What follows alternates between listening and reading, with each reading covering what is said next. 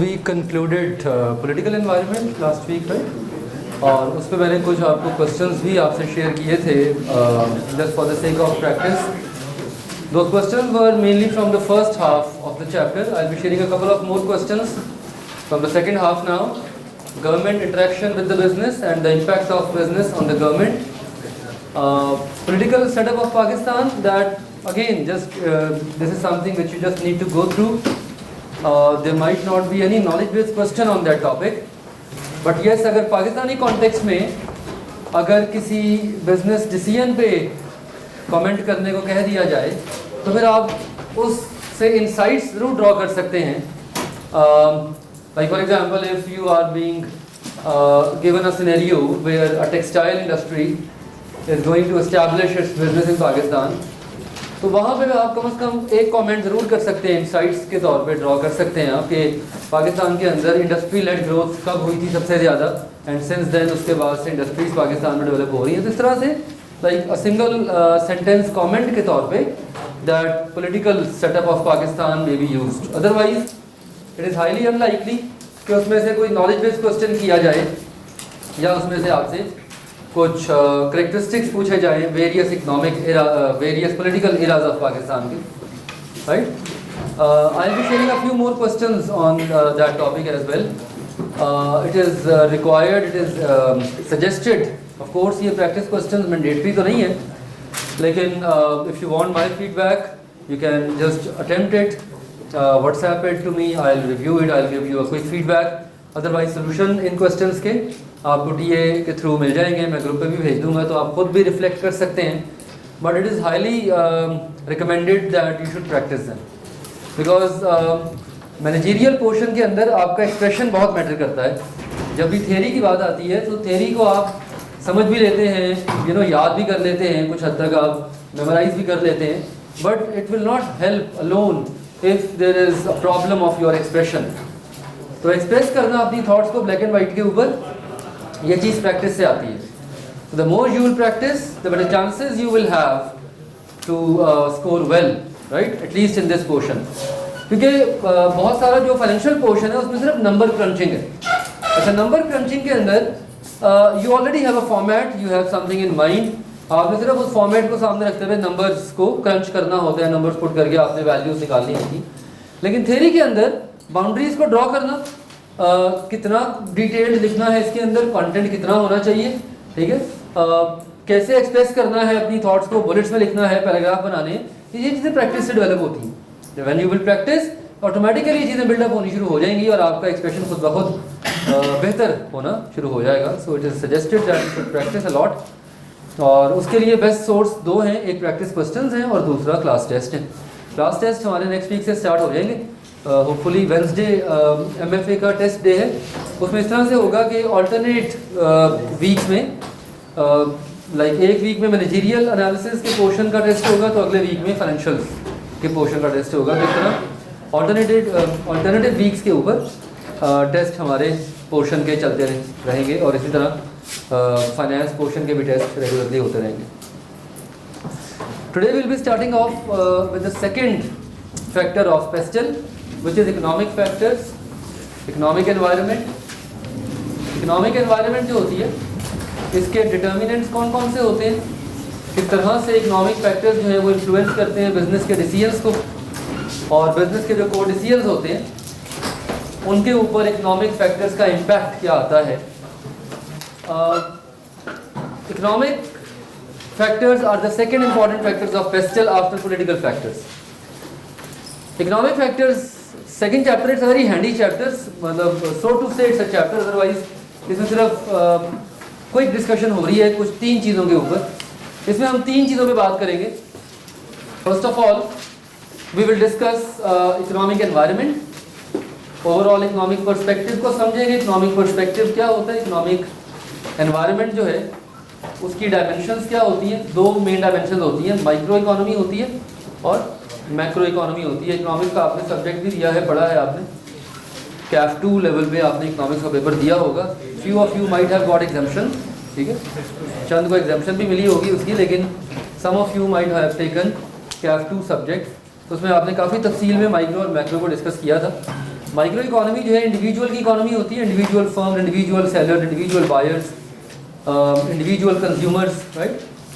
Market forces को define करते हैं, इसमें कंपटीशन की बात करते हैं, इसमें हम डिमांड एंड सप्लाई की फोर्सेस को देखते हैं।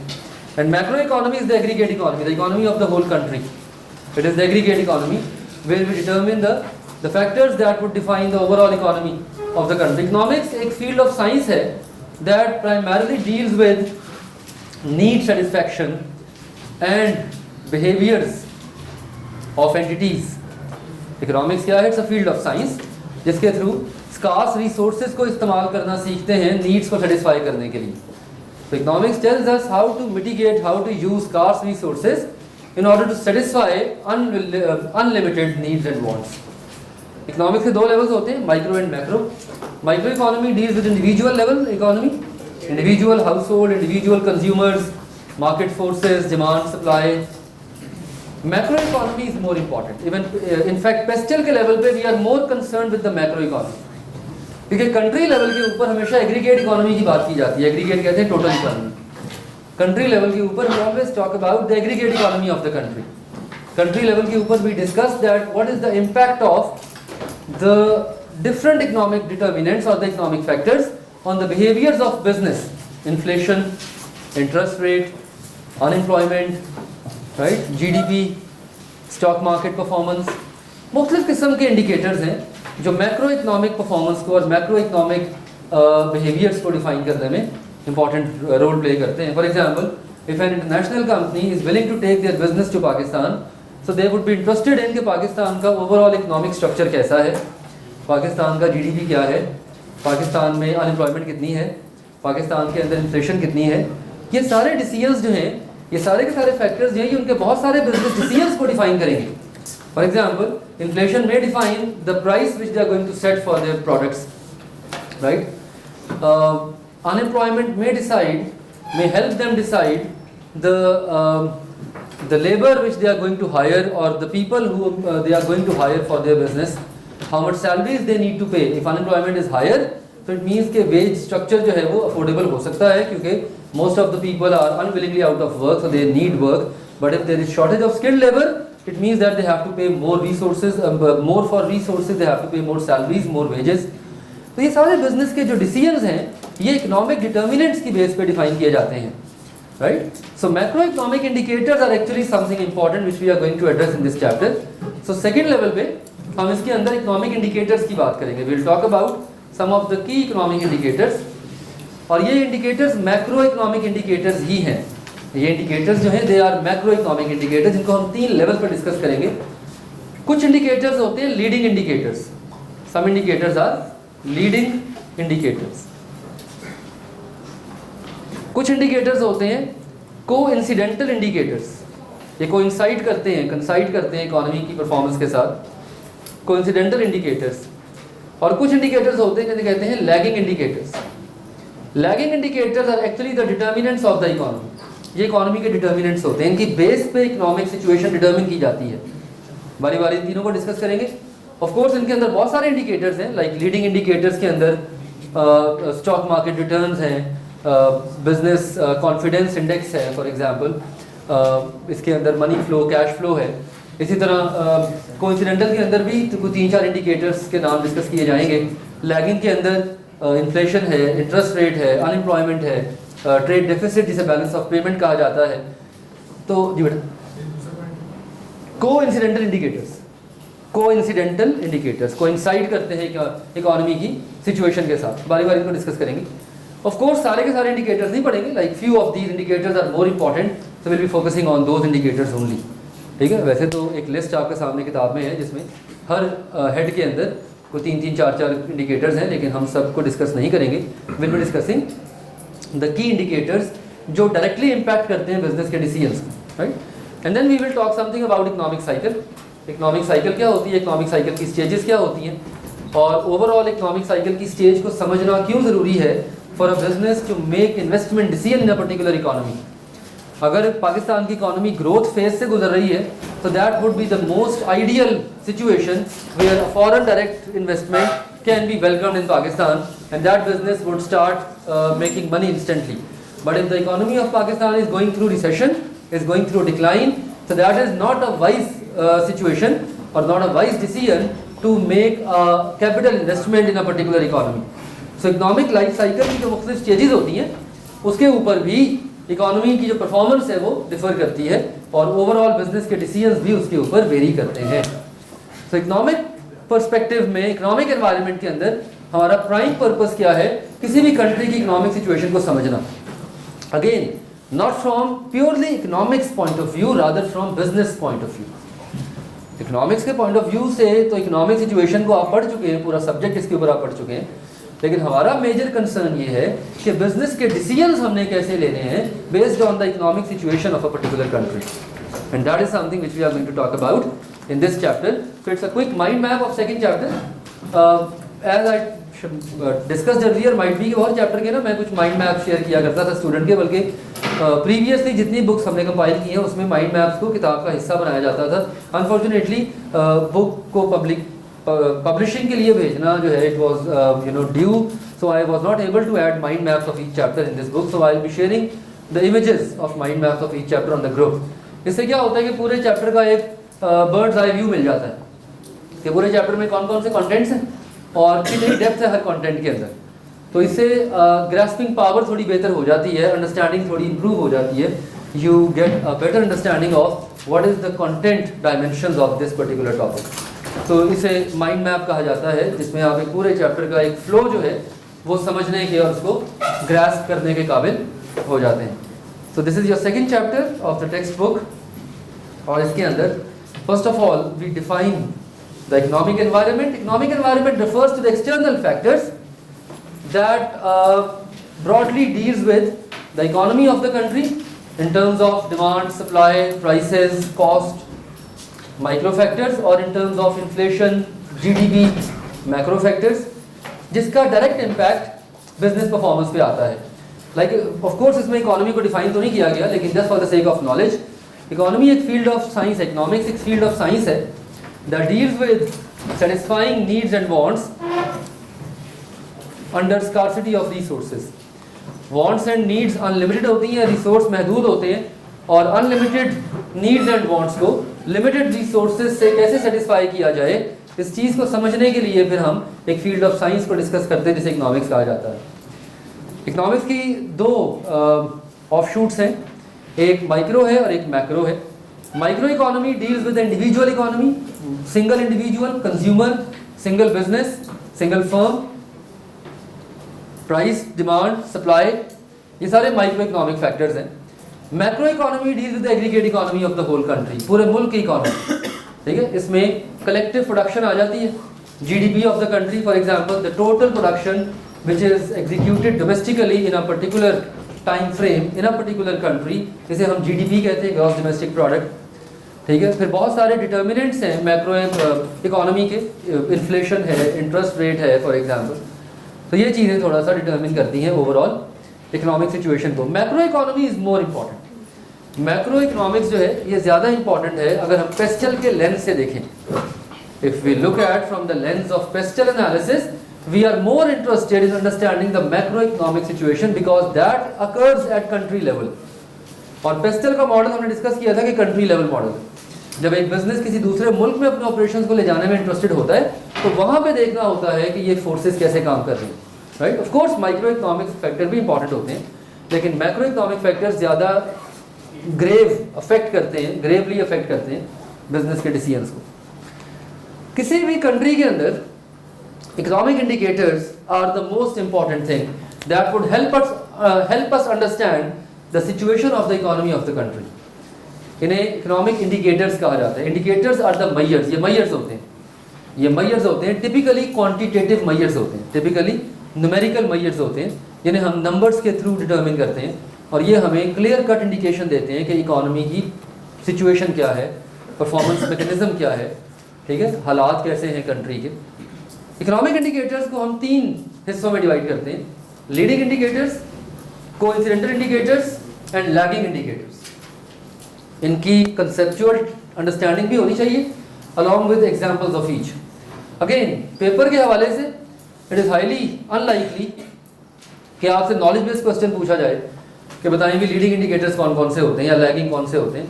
मल्टीपल चॉइस क्वेश्चंस की हद तक प्रॉबेबली एक आधे नंबर का सवाल आ सकता है, लेकिन कोई कंसेप्चुअल क्वेश्चन सब्जेक्टिव पोर्शन में वेरी अनलाइकली। ज़्यादातर इकोनॉमिक इंडिकेटर्स का इम्पैक्ट मैयर करने को कहा जाएगा बिजनेस परफॉर्मेंस के ऊपर, रादर देन कि कंसेप्चुअली इंडिकेटर के बारे में बात की जाए। लेकिन कंसेप्चुअल क्लैरिटी होगी इंडिकेटर्स की तभी आप उसका इम्पैक्ट मैयर कर पाएंगे बिजनेस परफॉर्मेंस के ऊपर। ओके, सो लीडिंग इंडिकेटर्स वो इंडिकेटर्स होते हैं जो किसी भी इकोनॉमी की फ्यूचर स्टेट को डिफाइन करने में हेल्प करते हैं। These are the indicators that help us understand the future state of the economy of any country, particularly in the time frame of a quarter to 1 year. ठीक है, 3 माह से 12 माह के अरसे के दरमियान फ्यूचर स्टेट क्या होगी इकोनॉमी की। Leading indicators help us understand that. For example, stock market return एक लीडिंग इंडिकेटर है। अगर स्टॉक मार्केट परफॉर्मेंस अच्छी है, अगर स्टॉक मार्केट इंडेक्स अच्छा परफॉर्म कर रहा है, तो ये इंडिकेट करता है कि आने वाले साल में पाकिस्तानी इकोनॉमी बेहतर हो जाएगी। Like leading indicators are important indicators to understand the future state of the economy of a country. ठीक है, for example business confidence index ये डिटरमिन करता है कि कितने इन्वेस्टर्स कॉन्फिडेंट हैं किसी इकोनॉमी में इन्वेस्ट करने के लिए। Now when business confidence index is higher, it means that investors are more willing to invest in the economy. When they will invest in the economy, employment will be created, goods and services provision would be enhanced, right? Automatically economy अच्छा perform करना शुरू कर देगी। इसी तरह for example manufacturers new orders, कितने नए orders मिल रहे हैं मैन्युफैक्चरर्स को, इसकी बेस पे प्रोडक्शन प्लान्स डिटरमिन किए जाएंगे, इसकी बेस के ऊपर फ्यूचर परफॉर्मेंस को आप एस्टैब्लिश कर सकते हैं। तो ये चीजें बेसिकली लीडिंग इंडिकेटर्स में आती हैं। They determine the overall future of the economy. एक लिस्ट है आपके सामने, this is page number 6 of the book. Leading indicators में स्टॉक मार्केट रिटर्न्स है, index of business confidence, manufacturers new orders, new building permits for housing society. Like all of these indicators would let us know the future state of the economy, because all of these indicators are connected with the future provision of goods and services, they are connected with the future levels of employments, they are connected with the future prices for example। तो ये future economic state को establish करने में important किरदार अदा करते हैं, इन्हें कहते हैं लीडिंग इंडिकेटर्स। इसमें हम सिर्फ एक को डिटेल में देखेंगे, that is stock market return, क्योंकि स्टॉक मार्केट परफॉर्मेंस का डायरेक्ट इंपैक्ट बिजनेस के डिसीजंस पे होता है। ऑफ कोर्स बाकी इंडिकेटर्स का भी होता है, लेकिन डिस्कशन की हद तक हम सारे डिस्कस नहीं करेंगे, because we are not studying economics as a subject, rather we are just taking economics as a component of PESTEL। तो हम सिर्फ इंडिकेशन के तौर पे एक को डिस्कस करेंगे rather than talking about all of them। तो स्टॉक मार्केट रिटर्न पे डिस्कशन होगी इसमें से। Then we have coincidental indicators। ये वो इंडिकेटर्स होते हैं जो इकोनॉमिक कर्व के ऊपर एट द सेम टाइम अकर करते हैं। When economy is growing, they will be showing a higher level of performance। When economy is declining, they might be showing a lower level of performance। Like ये coincide करते हैं economic curve के साथ। Basically economic curve तो आप लोगों ने देखा भी होगा, सुना भी होगा इसके बारे में। एक टिपिकल इकोनॉमिक कर्व जो है, इकोनॉमिक साइकिल वो इस तरह की होती है, ठीक है। This is recovery for example, ठीक है, this is growth, this is boom and this is recession, right, something like that, right. तो इस तरह की स्टेजेस होती हैं, ठीक है। अब लीडिंग इंडिकेटर्स जो होते हैं वो आज की डेट में अगर आप मैयर करें तो वो फ्यूचर इकोनॉमिक स्टेट के बारे में आपको आगाही देते हैं। For example, if you are measuring a leading indicator here, तो they may tell you that the future of the economy जो है वो ग्रोथ की तरफ होगा या वो बूम की तरफ होगा, जहां भी होगा। कोइंसिडेंटल इंडिकेटर्स जो होते हैं, they occur at the same time of the economic cycle. For example, अगर इकोनॉमी यहाँ पे है तो वो इंडिकेटर भी अच्छा परफॉर्म कर रहा होगा, अगर इकोनॉमी यहाँ पे है तो वो इंडिकेटर भी बुरा परफॉर्म कर रहा होगा। जैसे जीडीपी है, gross domestic product, GDP is a coincidental indicator. GDP अगर इकोनॉमी अच्छी होगी तो जीडीपी ज्यादा शो होगा, क्योंकि GDP is an aggregate of consumption, investments और गवर्नमेंट स्पेंडिंग, शाबाश, और balance of payment, exports minus import, C plus D plus I plus X minus M, right. So GDP जो है it's an aggregate combination of so many different factors, right? हाँ जी। Business confidence index भी तो coincidental। Sorry?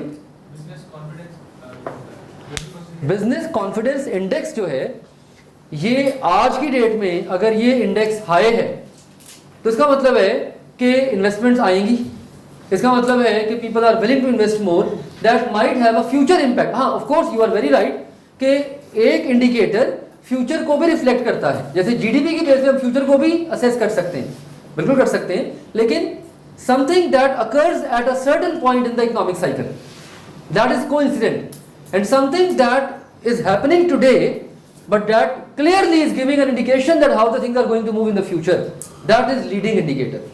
आज अगर stock market performance अच्छी है तो ये इंडिकेट करेगा कि शायद आने वाले कल में इकोनॉमिक सिचुएशन मुस्तहकम हो जाएगी पाकिस्तान के, ठीक है। इसके अंदर ओवरलैप बिल्कुल मौजूद है, like it is not discretely separate things, they are also, मतलब आप ये कह सकते हैं कि एक लीडिंग इंडिकेटर जो है ये फ्यूचर इकोनॉमिक स्टेट को भी असेस करने में मदद कर सकता है और ये टू सम एक्सटेंट ये करंट इकोनॉमिक सिचुएशन भी आपको बता सकता है। सो कोइंसिडेंटल इंडिकेटर्स आसान अल्फाज में करंट इकोनॉमिक स्टेट के बारे में आगे ही देते हैं। They tell you about the current economic state, they tell you about the current economic state. Leading indicators tell you about the future economic state. Lagging indicators the most important indicators, और सबसे ज्यादा discussion भी इन्हीं के ऊपर होगी हमारी, lagging indicators पे सबसे ज्यादा डिस्कशन होगी। अच्छा, इसके अंदर कौन कौन से इंडिकेटर्स हैं कोइंसिडेंटल के अंदर? GDP, employment levels, number of people employed. अब जब इकोनॉमी बूम पे होगी तो एम्प्लॉयमेंट लेवल्स हाई शो होंगे, ठीक है ना। जब इकोनॉमी डिक्लाइनिंग पे होगी तो एम्प्लॉयमेंट लेवल्स जो है वो लो शो होंगे, right. Personal incomes, sales of the companies, total sales, ये सारे के सारे इंडिकेटर्स कोइंसाइड करते हैं इकोनॉमिक स्टेट के साथ, ठीक है। For example, if the economy is growing the sales of the firm are also increasing. Conceptually आप अदर वे अराउंड भी देख सकते हैं, if sales are growing that might also reflect that economy might get better, other way round देखा जा सकता है। इसके अंदर कोई हार्ड एंड फास्ट रूल नहीं है कि अदर वे राउंड नहीं देख सकते, लेकिन ज्यादा बेहतर जो सेंस बनती है वो ये बनती है कि इकोनॉमी जो है वो ड्राइव करती है सेल्स को। अगर इकोनॉमी मुस्तहकम होगी तो कंपनी ज्यादा प्रोड्यूस करेंगे, ठीक है। तीसरा इंडिकेटर है lagging indicator. This is something which actually determines the state of the economy. This help us determine और assess the current economic state. यानी लैगिंग इंडिकेटर्स आसान अल्फाज में are the determinants of the economy. इनकी base पे हम economy को determine करते हैं। Inflation, interest rates, unemployment, trade deficit, balance of payment, right. ये सारे के सारे इंडिकेटर्स हैं which are the grassroots level indicators, and these indicators actually help us to assess the economic situation. In indicators की बुनियाद पे हम इकोनॉमिक सिचुएशन को असेस करने के काबिल होते हैं, right. So leading indicators the future state of economy, coincident indicators the current state of economy, and lagging indicators the assessment of the economy. They are the assessments element of the economy. किताब से देख लें इसको, heading है economic indicators की। Leading indicators are used to understand और forecast where the economy will be in some time in the future, right? Coincident indicators, they help us, they are the events and measures that occur at the same time as a peak or trough occurs. They are used by the government to assess what stage of economic cycle the country is. इनके through हम economic cycle की stage को major करने की कोशिश करते हैं। Lagging indicators are the indicators that help us assess whether an economy has reached a trough or a crest, a peak 3 to 12 months after it would have occurred. यानी lagging indicators are the determinants of the economy actually, क्योंकि ये economic situation को determine करते हैं। Inflation बढ़ रही है तो ओवरऑल इकोनॉमी जो है वो इससे ड्राइव होगी, ठीक है। अगर इंटरेस्ट रेट बढ़ रहा है तो ओवरऑल इकोनॉमी इससे ड्राइव होगी। Like lagging indicators are the most discrete indicators, you can say that. They are the grassroots level indicators. बाकी सारे indicators, ऊपर वाले दोनों indicators lagging indicators से ही निकलते हैं actually. जैसे GDP है, consumption, government spending, investments, balance of payment. तो GDP के अंदर बहुत सारे components वही हैं जो lagging indicator के अंदर मौजूद हैं। Trade deficit, trade balance, balance of payment, ठीक है, inflation, consumer price index, consumption को define करता है, right? इसी तरह जो लीडिंग इंडिकेटर्स हैं उसके अंदर भी बहुत सारे कंपोनेंट्स जो हैं वो नीचे लैगिंग इंडिकेटर्स वाले ही कैरी हो रहे होते हैं। सो आसान अल्फाज में leading indicators determine the future state of the economy. Coincident indicators help us assess the current state of the economic cycle, and lagging indicators help us assess where the economy is standing in terms of the key determinants. इसके determinants कौन कौन से? We are going to focus more on lagging indicators. Like हमने total 6-7 indicators पे focus करना है, जिसमें से एक इंडिकेटर हम पढ़ेंगे लीडिंग में से स्टॉक मार्केट रिटर्न्स, एक इंडिकेटर हम पढ़ेंगे कोइंसिडेंट में से which is only GDP, but we are going to talk about most of the lagging indicators, जिसमें इन्फ्लेशन है, इंटरेस्ट रेट्स हैं, बैलेंस ऑफ पेमेंट है, राइट, अनएम्प्लॉयमेंट है. तो इसमें से कम 3-4 इंडिकेटर्स में हम डेलिब्रेट करेंगे. Most importantly we are more interested in that how these indicators will have an impact on business decisions. हमने ये देखना है कि इन indicators का impact business decisions पे क्या आता है. This is the key. और पेपर के पॉइंट ऑफ व्यू से भी अगर कोई सिनेरियो आएगा तो इंडिकेटर्स को सामने रखते हुए आपने बिजनेस डिसीजंस पे कमेंट करना होगा. अभी हम इसकी एक एग्जांपल करते हैं स्टॉक मार्केट रिटर्न से स्टार्ट करके, right. So this is something which is most important. और पेस्टल के अंदर इकोनॉमिक फैक्टर का पर्पस तभी पूरा होगा जब आप इकोनॉमिक फैक्टर्स को यूज करेंगे बिजनेस के डिसीजंस को लीड करने के लिए. When we will use the economic factors to lead the business decisions, then and only we are going to justify the understanding of the economic factors. क्योंकि इसके ऊपर नॉलेज बेस्ड क्वेश्चन मैं expect नहीं कर रहा और ना आया है अभी तक. इनफैक्ट बीएमबीएस के अंदर पेस्टल का टॉपिक तकरीबन 7-8 साल रहा है और एक दफ़ा भी एग्जामिनर ने इकोनॉमिक फैक्टर में से नॉलेज बेस्ड क्वेश्चन नहीं पूछा, कभी भी नहीं पूछा. सिनेरियोज आते थे और सिनेरियोज के अंदर से इकोनॉमिक डिटर्मिनेंट्स या इकोनॉमिक फैक्टर्स को स्क्रीन करके उसकी बेस पे बिजनेस के डिसीजंस के ऊपर कमेंट करना होता था. So that is something which has been tested earlier and that is something which will be tested in the future, right? So we'll start the discussion with understanding some of these key indicators. इसमें heading number 3 है economic cycle. इसको अभी skip करें, इस पे and पे बात करेंगे इकोनॉमिक साइकिल के ऊपर. We'll talk about it afterwards. Let's first start from the leading indicator which is stock market return. पहले यहाँ से बात का आगाज करते हैं. पहले इंडिकेटर्स डिस्कस करेंगे, इकोनॉमिक साइकिल पे एंड पे बात करेंगे. जब इंडिकेटर्स समझ आ जाएंगे तो फिर इकोनॉमिक साइकिल के ऊपर उनको मैप करने की कोशिश करेंगे, ठीक है. So for the time being, let's discuss the indicators. So पहला इंडिकेटर है स्टॉक मार्केट रिटर्न. पहला लीडिंग इंडिकेटर है stock market return. A very interesting and a very important indicator जो फ्यूचर इकोनॉमिक स्टेट को डिफाइन करने में help करता है. Stock markets are found in every country. Stock markets are the places where trading takes place, where publicly listed companies trade their shares. One section, of course एक section होता है, और भी बहुत कुछ ट्रेड हो रहा होता है, लेकिन एक सेक्शन जो होता है स्टॉक मार्केट का वो स्टॉक्स ट्रेडिंग होती है, जिसमें शेयर्स ट्रेड हो रहे होते हैं. लॉ में आपने गालिबन या किसी और सब्जेक्ट में आपने स्टॉक मार्केट ऑपरेशंस को पढ़ा होगा, समझा होगा. जैसे कराची स्टॉक एक्सचेंज सबसे बड़ी स्टॉक एक्सचेंज है पाकिस्तान की, ठीक है. इसी तरह हर कंट्री की एक डोमिनेंट स्टॉक एक्सचेंज होती है जहाँ पे शेयर्स की ट्रेडिंग होती है. This is one section. Commodities की ट्रेडिंग भी होती है, ठीक है, और चीज़ें भी ट्रेड होती हैं. लेकिन सबसे इंपॉर्टेंटली स्टॉक मार्केट के अंदर पब्लिकली ट्रेडेड कंपनीज के शेयर्स ट्रेड होते हैं, बाइंग एंड सेलिंग होती है शेयर्स की.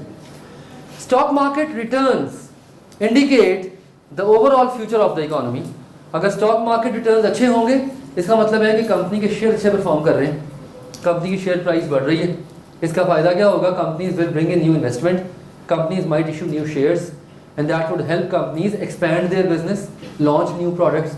अगर स्टॉक मार्केट रिटर्न्स पुअर हैं, बुरे हैं, तो क्या होगा? इन्वेस्टर कॉन्फिडेंस लूज हो जाएगा. Investors will stop investing in the shares of the company. Ultimately क्या होगा? शेयर प्राइस गिरेगी.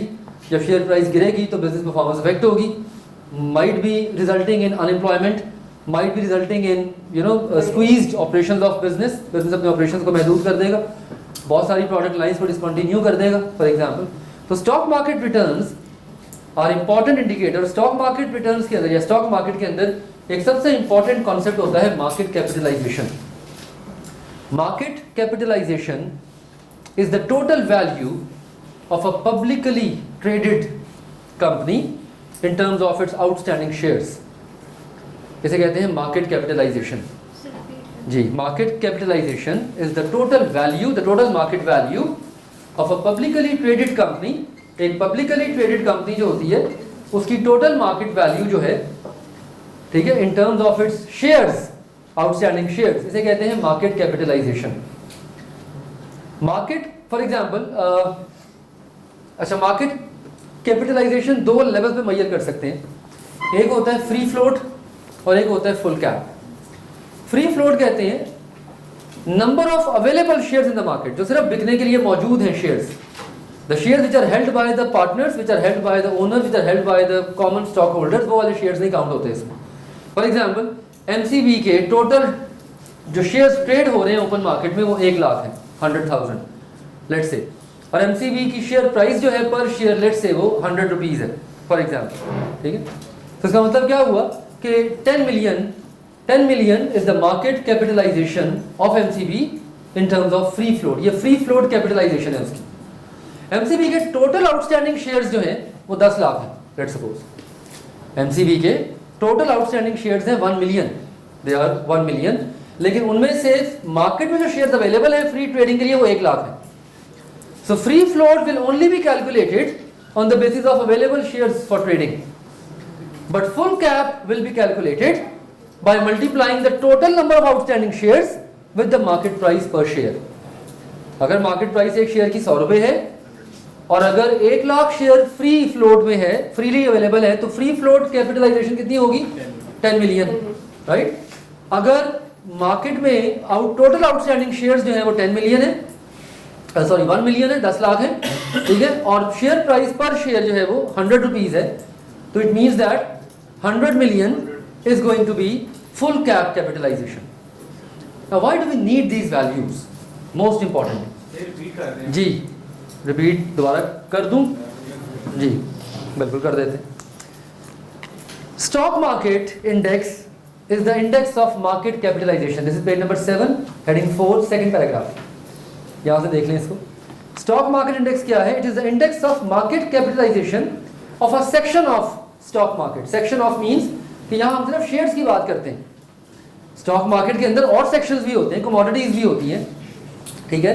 स्टॉक मार्केट के अंदर और बहुत सारे सेक्शंस होते हैं, हम यहाँ पे सिर्फ एक सेक्शन की बात करते हैं जहाँ पे शेयर्स की बात होती है, ठीक है। Market capitalisation is the market value of a publicly traded company's outstanding shares. कैसे कैलकुलेट होती है? Simply multiply the total number of outstanding shares with the market price per share. Total number of outstanding shares multiplied by market price per share. अब ये total number of outstanding shares, अगर आप सिर्फ वो वाले shares ले रहे हैं जो फ्रीली अवेलेबल है मार्केट में ट्रेडिंग के लिए, तो इसे फ्री फ्लोट कहेंगे।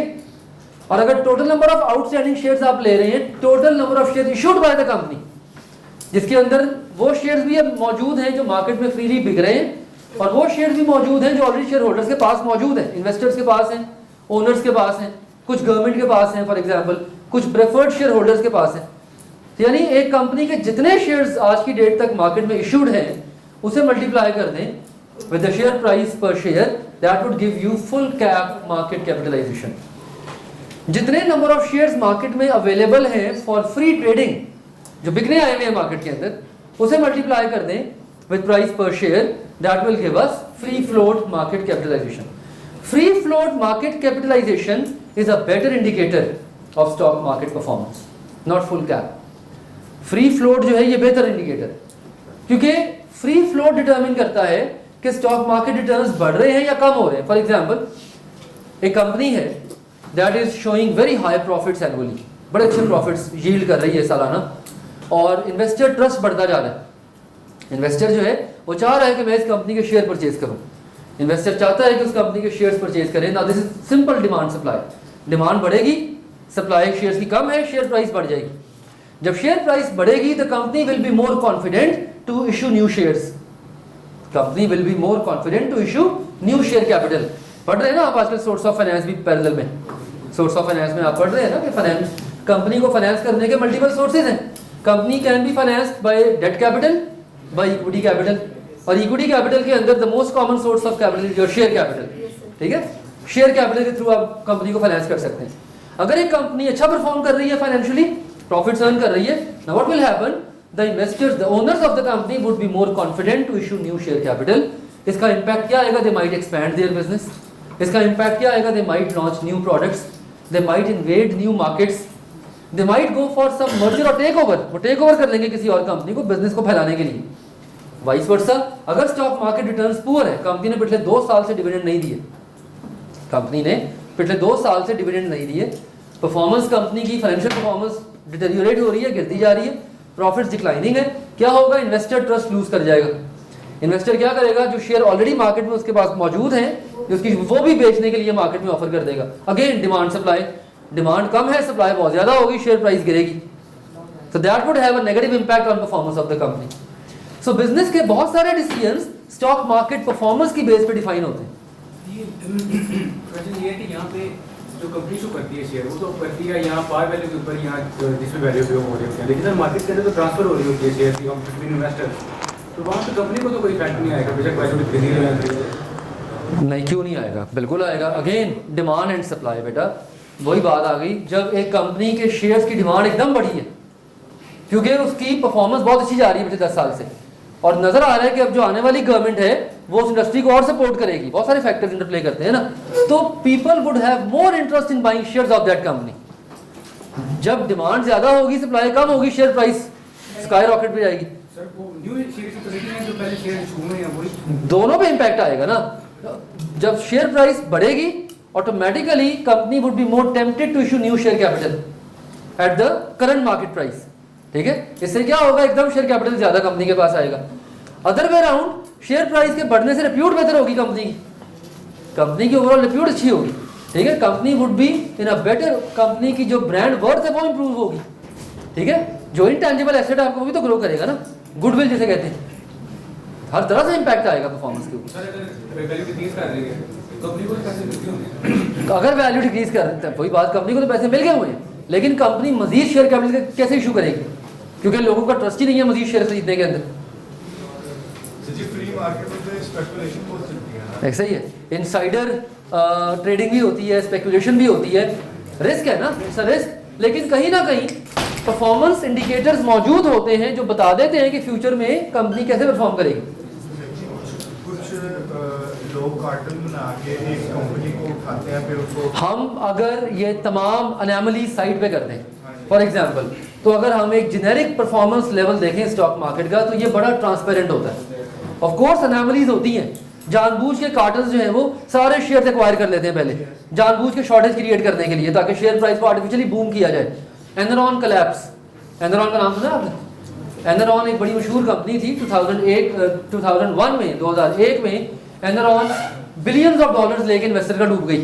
यही होता था, स्पेकुलेशन करते थे, कंपनी परफॉर्म कर नहीं रही है, शेयर प्राइस बढ़ती जा रही है। एनरॉन कोलैप्स, गूगल कीजिएगा, एक बड़ा इंटरेस्टिंग केस आपके सामने आएगा, गूगल पे, विकीपीडिया पे भी पढ़ा होगा, मुख्तलिफ सोर्सेज से मिल जाएगा, जस्ट रीड दैट केस। वहां से आपको पता लगेगा कि किस तरह स्टॉक मार्केट परफॉर्मेंस जो है वो एक कंपनी को बिल्कुल डिजास्टर्स कर देती है या उसको स्काई रॉकेटिंग पे ले जाती है। ENRON, एनरॉन कोलैप्स 2001, ये गूगल कीजिएगा, you will get a case study. देखिए किताब में तो जो कंटेंट है सो है, it is always required and recommended कि एडिशनल लर्निंग और एडिशनल रीडिंग की आदत डालें, क्योंकि बहुत सारे सवाल ज़हन में ऐसे पैदा होते हैं जो जिनका डायरेक्ट जवाब किताब में मौजूद नहीं है, और बहुत सारे सवाल ऐसे पैदा होते हैं दिमाग में जिनका डायरेक्ट कनेक्शन भी हमारे कंटेंट के साथ नहीं है, लेकिन उनको सेटिस्फाई करना इंपॉर्टेंट है। उसके लिए फिर ऑफ कोर्स आपके पास नॉलेज सोर्सेज बहुत सारी हैं, गूगल बाबा मौजूद है आपके पास। ठीक है, just type it out and just get the answer.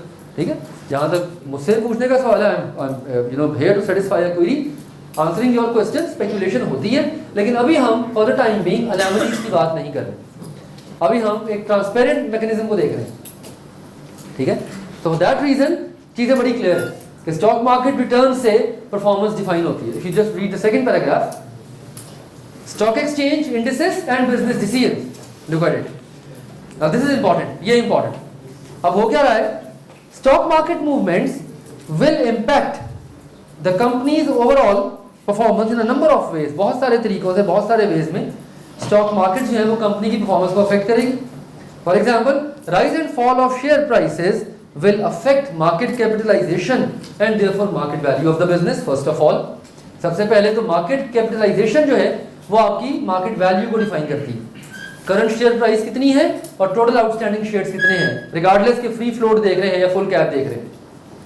Secondly, businesses consider their stock performance so that they can make some key decision relating to issuing new shares.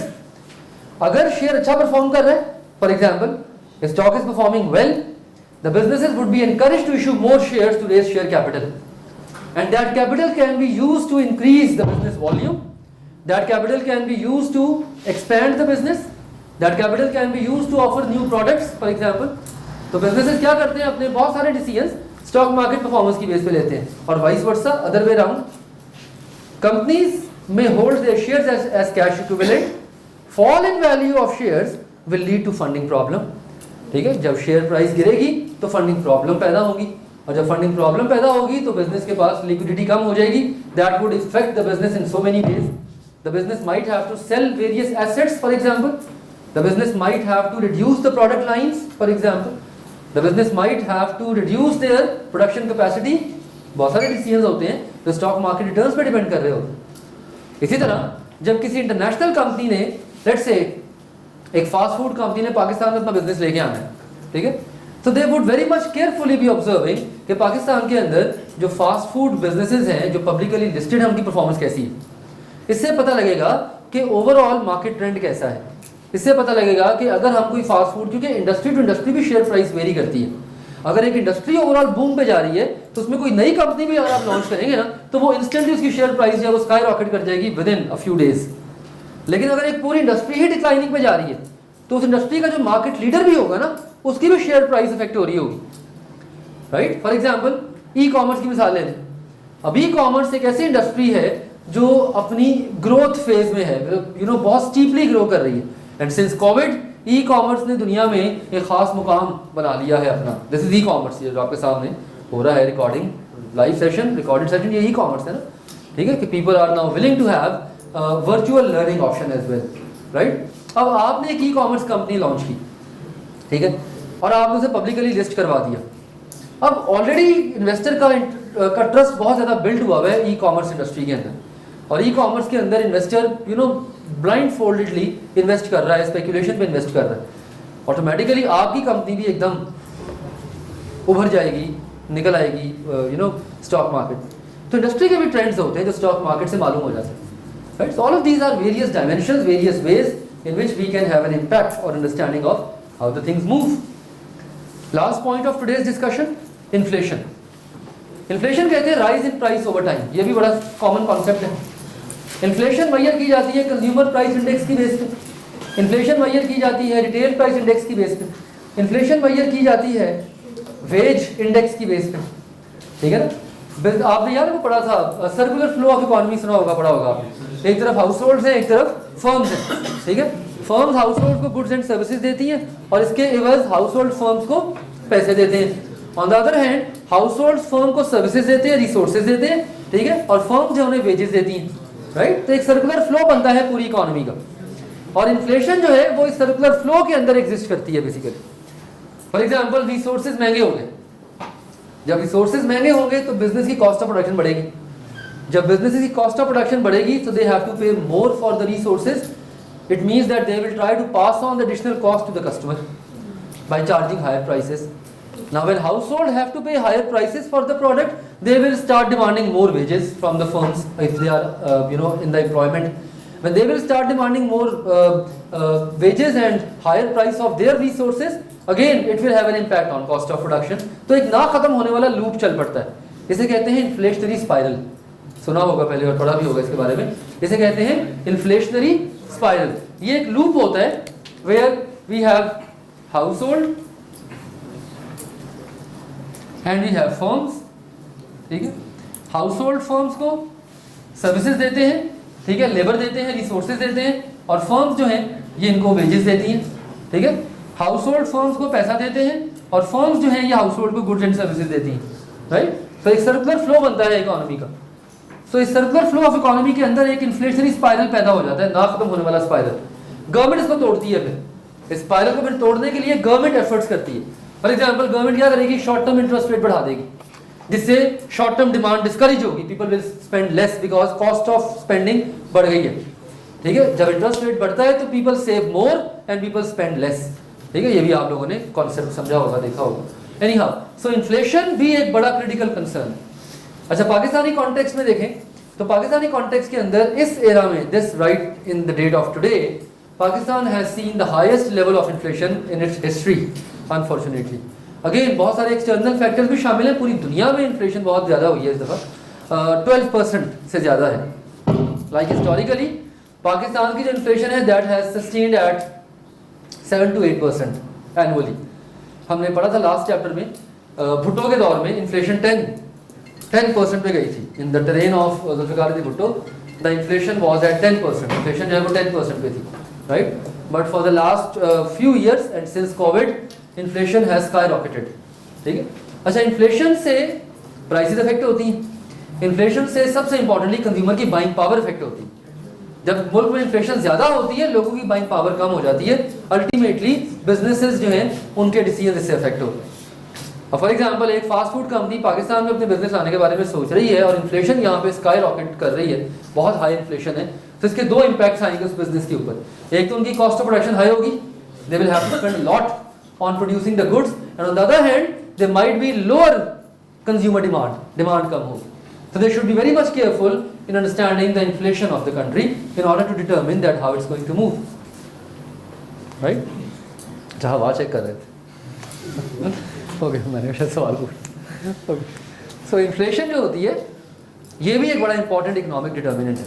Inflation का इम्पैक्ट आता है business के decisions के ऊपर इन terms of acquisition of resources, number 1, in terms of wages, number 2, in terms of cost of production, overall cost of production, number 3, in terms of most importantly demand. Inflation से demand effect होती है क्योंकि लोगों की buying power कम हो जाती है, लोगों की बाइंग पावर इससे कम हो जाती है, राइट। तो ये डिस्कशन है इन्फ्लेशन के ऊपर। कल इंशाल्लाह डिस्कस करेंगे इंटरेस्ट रेट्स को, अनएम्प्लॉयमेंट को, और इस वीक में इस चैप्टर को कंक्लूड करके इस वीक में इसके कुछ प्रैक्टिस क्वेश्चन शेयर करूंगा आपके साथ। जो अभी तक प्रैक्टिस क्वेश्चन शेयर किए थे वो वाले, और a couple of questions more today. I'll be sharing a few more questions today. ये questions आप attempt करके TA को सबमिट करवा दीजिएगा, ठीक है। Like it is recommended, homework के तौर पे ले लें, it is recommended कि आप ये वाले questions attempt करके TA को सबमिट करा दीजिएगा। I'll be sharing the solution as well. You can also check your attempt with the solution. उससे भी पता लग जाएगा कि क्या अपना गलतियाँ थी और किस तरह बेहतर हो सकता है आपका आंसर। सॉरी रिपीट कर दूं, मैंने फर्स्ट चैप्टर के कुछ प्रैक्टिस क्वेश्चन शेयर किए थे। वो प्रैक्टिस क्वेश्चन 3 क्वेश्चन थे सिंपल से, लेकिन वो फर्स्ट चैप्टर के पहले हाफ में थे, डोमिनेंट थे वो क्वेश्चन आइडियोलॉजीज के ऊपर। उन क्वेश्चंस को अटेम्प्ट करके टीए को सबमिट कराइएगा प्लीज, ठीक है। कुछ और क्वेश्चन शेयर करूंगा फर्स्ट चैप्टर में से, होपफुली टुडे, वो भी देखिएगा, और सेकंड चैप्टर के क्वेश्चन वीकेंड पे शेयर करूंगा, ठीक है। Got it? Sorry? Up to you, जब मर्जी करा दें, लेकिन प्रेफरेबली अगले चैप्टर के आने से पहले पिछले के करा दें, ठीक है। एनी क्वेश्चन, कोई सवाल, एनीथिंग? चलें, सी यू टुमारो इंशाल्लाह।